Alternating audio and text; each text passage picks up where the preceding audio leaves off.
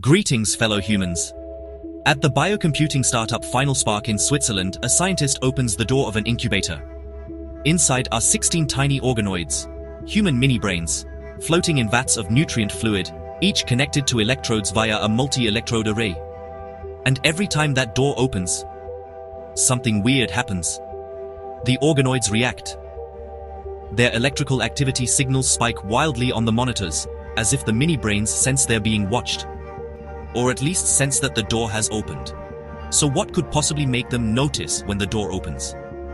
The Final Spark scientists have spent years trying to find out. Theory 1. Light.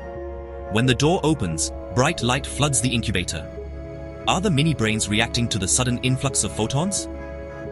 Theory 2. Temperature. When the door opens, a rush of cooler air enters the incubator. Are the mini-brains reacting to a decrease in environmental energy? Theory 3. Movement. When the door opens, vibrations from the door hinges or air pressure shifts might ripple through the fluid.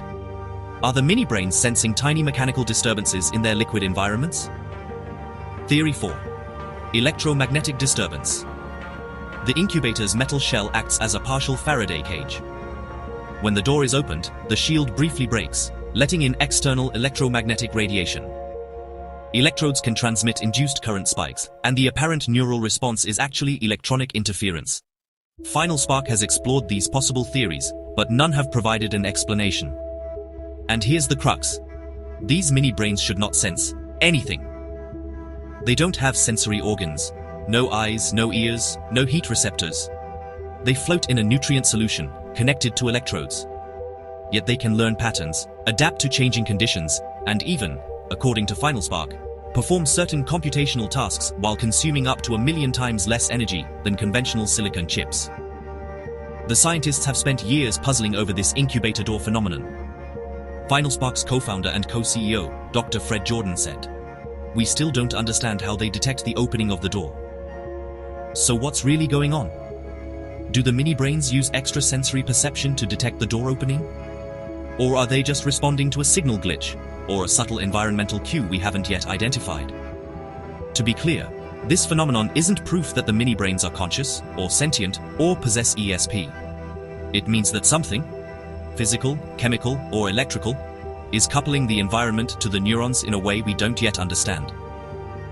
And this illustrates the unpredictable nature of biological computation. Unlike silicon, the living tissue in wetware computing doesn't just process, it reacts. That makes these systems powerful, but also mysterious. And considering that all living things, especially all living animals, have evolved to sense and react to their environment, could these human mini-brains sense something in spite of lacking normal human senses? As Final Spark continues to refine their organoid-based processors, this mystery remains unsolved. Whether it's a signal glitch or a genuine biological sensitivity, it compels us to confront a deep question. When you create a computer out of living human brain cells, how do you know where the machine ends and the mind begins? Feel free to leave your thoughts in the comments below the video. Thanks for watching, and remember to click like and subscribe for more weird science mysteries.